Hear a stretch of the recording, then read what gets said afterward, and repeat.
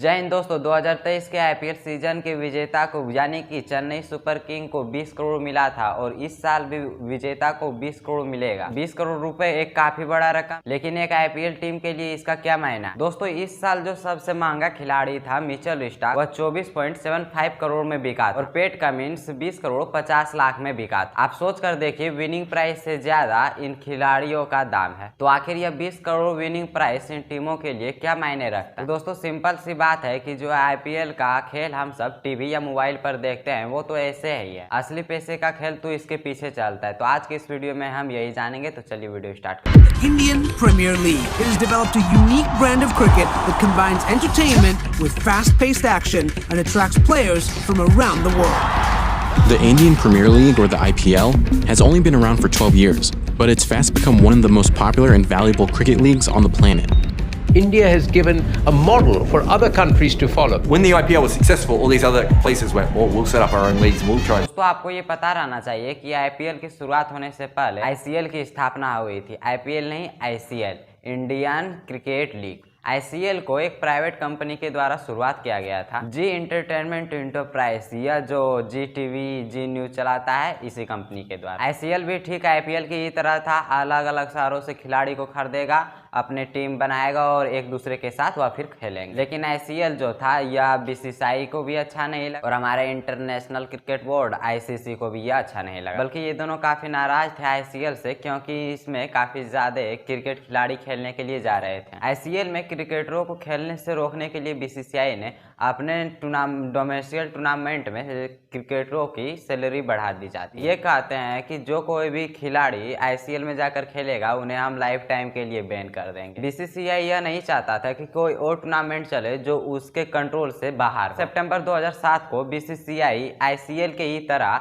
IPL को अपना खुद का टूर्नामेंट अनाउंसमेंट करता, जो कि आईपीएल का full form Indian Premier League था। उस समय बीसीसीआई के वाइस प्रेसिडेंट थे ललित मोदी, जिनके अंडर यह पूरा टूर्नामेंट ऑर्गेनाइजेशन करा जा रहा था। ये कहते हैं कि आईसीएल से इनको यह आइडिया नहीं मिला है, यह आइडिया इनके पास काफी पहले था। अप्रैल 2008 में पहली बार आईपीएल खेला जाता है और आईसीएल में जो क्रिकेटरों पर लगाया गया था कि उसमें कोई नहीं खेलेगा वरना हम उसे सौदा के लिए बैन कर देंगे, तो उसकी वजह से आईसीएल का नामो निशान धीरे धीरे खत्म हो जा रहा था। 2009 में लास्ट सीजन खेला जाता है आईसीएल का। यह सब जानना जरूरी है। आईपीएल के यदि बिजनेस मॉडल को समझना है तो बीसीसीआई बिजनेस मॉडल के सेंट्रल में। अब देखिए, बीसीसीआई ये नहीं कि वो प्राइवेट कंपनी नहीं है, वो भी प्राइवेट कंपनी है, क्योंकि बहुत सारे लोगों को लगता है कि बीसीसीआई सरकार के अंदर है, लेकिन बीसीसीआई पर सरकार का कोई भी कंट्रोल नहीं है। बस आईसीसी यह मानता है कि बीसीसीआई जो है वो भारत का इकलौता है जो मतलब भारत की तरफ क्रिकेट को रिप्रेजेंट करता। अगर किसी दिन आईसीसी ने बीसीसीआई को रिकमेंड करना बंद कर दिया जाए तो बीसीसीआई को फिर अथॉरिटी नहीं कंसीडर किया जाएगा इंडियन टीम में क्रिकेट की ओर से, इसी रीजन से, क्योंकि बीसीसीआई को डायरेक्टली इंडियन गवर्नमेंट के द्वारा कंट्रोल नहीं किया जाता है, क्योंकि बीसीसीआई और गवर्नमेंट में काफी मतभेद हुआ था। लेकिन यदि हम बात आईपीएल की करें तो आईपीएल की सारा खर्चा, उसे क्या करना है क्या नहीं, यह सारा कंट्रोल जो है यह बीसीसीआई के पास ही। बीसीसीआई के अलावा 3 और कंपोनेंट्स हैं आईपीएल के बिजनेस मॉडल में। पहला ब्रॉडकास्ट, जिस टीवी चैनल पर आप आईपीएल दें। दूसरा आईपीएल की टीम्स, जिन्हें ओन किया जाता है प्राइवेट कंपनी और प्राइवेट इंडिविजुअल्स के द्वारा। तीसरा स्पॉन्सर्स, जो प्राइवेट कंपनी स्पॉन्सर करती है आईपीएल को और आईपीएल टीम को और एड्स देती है टीवी चैनल पर। बीसीसीआई चौथा कंपोनेंट है इस आईपीएल से, जो कि अपना रेवेन्यू कमाता है। इनके 2 मेन सोर्स है रेवेन्यू के लिए। पहला स्पॉन्सर्स। देखिए, स्पॉन्सर्स भी 2 टाइप के होते हैं। पहला है टाइटल स्पॉन्सर्स। पहले हम आईपीएल को कहते थे डीएलएफ आईपीएल, फिर कहने लगे पेप्सी आईपीएल, फिर वीवो आईपीएल, और आज के दिनों में हम कहते हैं टाटा आईपीएल। क्योंकि जिस कंपनी का इस्तेमाल करा जा रहा है आईपीएल को कहने से पहले, जैसे टाटा आईपीएल, क्या तो हमारे दिमाग में सबसे पहले टाटा कंपनी आता है, तो इसे ही हम टाइटल स्पॉन्सर कहते हैं। तो ये सारे ब्रांड्स बहुत सारे पैसे देते हैं टाइटल्स अपने आईपीएल के पहले लगवाने के लिए। अब जो टाइटल स्पॉन्सर से बीसीसीआई को पैसा मिलता है वो 50% खुद रख लेता है और 50% टीम को दे देता है। टाटा ने 2 साल का कॉन्ट्रैक्ट साइन किया था, यानी कि 2023 हुआ और फिर 2024 यानी कि इस साल भी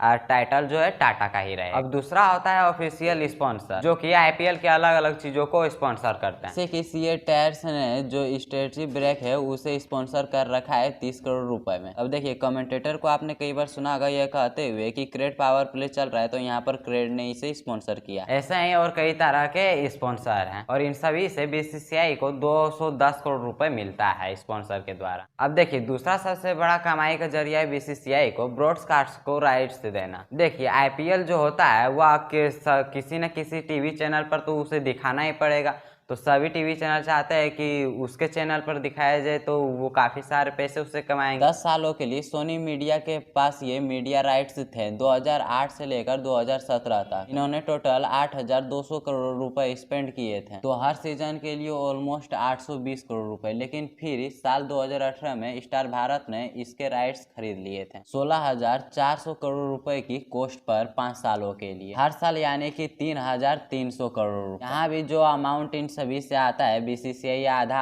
खुद के पास रख लेता है और आधा बाकी टीमों को या बीसीसीआई दे देता है पैसा। देखिए, आप सब सोच रहे होंगे कि 16,000 करोड़ उसने दी बल्कि हमारे चैनल पर चलाई है आईपीएल, तो उसे कुछ ना कुछ फायदा तो होता होगा।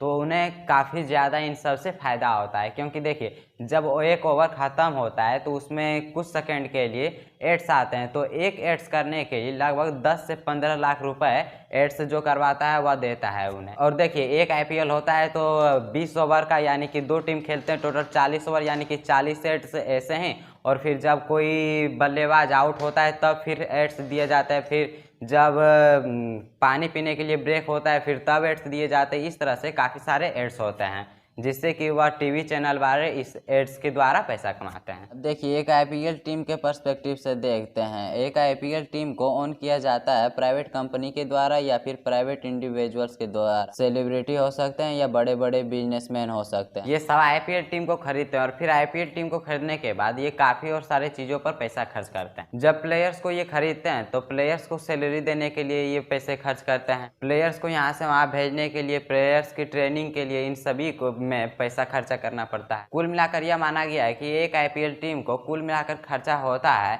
200 करोड़ रुपए। तो देखिए, ये काफ़ी बड़ा रकम है। तो आईपीएल टीम के जो ओनर है वो तो ये सारे पैसे अपने जेब से खर्च करेंगे नहीं, तो इन्हें ये पैसा कहाँ से मिलता है? तो आधा पैसा तो बीसीसीआई जो एड्स के द्वारा लेते हैं वो देते हैं, दूसरा ये भी कमाते हैं स्पॉन्सर के द्वारा। देखिए, सभी लोग जो जर्सी पहनते हैं उस जर्सी में किसी ना किसी और कंपनी का, ब्रांड का लोगो वगैरह लगे रहते हैं, टोपी, टी शर्ट, पैंट पर लगे रहते हैं, उससे ये काफ़ी ज़्यादा और पैसे कमाते हैं। और फिर आप जो टिकट खरीद रहे हैं उसमें जो पैसा रहता है, यहाँ से भी 80% जो है आईपीएल टीम के पास ही पैसा जाता है। और फिर आईपीएल टीमें यहाँ से भी पैसा कमाती है। जब हम सब देखने के लिए या फिर कई सारे लोग देखने के लिए जब जाते हैं स्टेडियम में, तो वो जिस टीम को वो सपोर्ट करते हैं उसी कलर के जर्सी, वही कैप, जर्सी वगैरह सारे चीज़ पहन के जाते हैं, तो उससे भी काफ़ी ज़्यादा पैसा आईपीएल टीम को मिलता है। फिर फाइनली आता है 20 करोड़ का प्राइस। जो टीम जीतती है फाइनल उसे 20 करोड़ रुपए दिया जाता है और जो फाइनल में जाकर हारता है उसे 13 करोड़ रुपए दिया जाता है। और जो टीम क्वालिफाइड टू हारती है उन्हें 7 करोड़ मिलती है और जो टीम एलिमिनेटर हारती है उसे 6.5 करोड़ रुपए दिया जाता है। ये सारे जो पैसे हैं इसका आधा पैसा जाता है टीम के ओनर के पास और आधे पैसे जाते हैं टीम के खिलाड़ियों के पास। तो यदि प्लेयर्स की नज़र से आईपीएल को देखें तो आईपीएल में वे अपने सैलरी से ज़्यादा ही आईपीएल में ज़्यादा पैसे कमा लेते हैं और जिनका ब्रांड वैल्यू जो ज़्यादा फेमस रहते हैं उन्हें तो ऑप्शन के द्वारा और ज़्यादा पैसे मिलते हैं। तो आप इन सभी पैसों को देखिए और जो विनिंग प्राइस पैसा होता है यानी कि 20 करोड़, वो इन सभी पैसों के सामने काफ़ी ज़्यादा छोटा लगता है। तो आखिर कोई भी ऑनर चाहे वो क्यों चाहता है कि उसका ही टीम आईपीएल जीते? तो देखिए, इसका यह कारण होता है कि यदि वो टीम जीतेगी तो वो काफ़ी ज़्यादा फेमस होगी और उसके पास काफ़ी और ज़्यादा स्पॉन्सर आएंगे जिसके द्वारा कि वो और काफ़ी ज़्यादा पैसे रेवेन्यू यानी कि कमाएंगे। और इन सभी के अलावा और टीम की ब्रांड वैल्यू ज़्यादा बढ़ जाती है जब, मतलब देखिए, MS धोनी जो है ये चेन्नई सुपर किंग की ओर से खेलते हैं, आरसीबी की ओर से विराट कोहली खेलते हैं और फिर रोहित शर्मा जो हैं वो मुंबई इंडियंस की तरफ से खेलते हैं, तो इससे भी मुंबई इंडियंस का ब्रांड वैल्यू बढ़ता है। तो दोस्तों, कुछ इस तरह से ये काम करता है आईपीएल का बिजनेस मॉडल। तो आई होप कि आप यह वीडियो पूरी अच्छी तरह से समझे होंगे। तो मिलेंगे अब किसी ऐसे ही और नेक्स्ट वीडियो में, तब तक के लिए जय हिंद।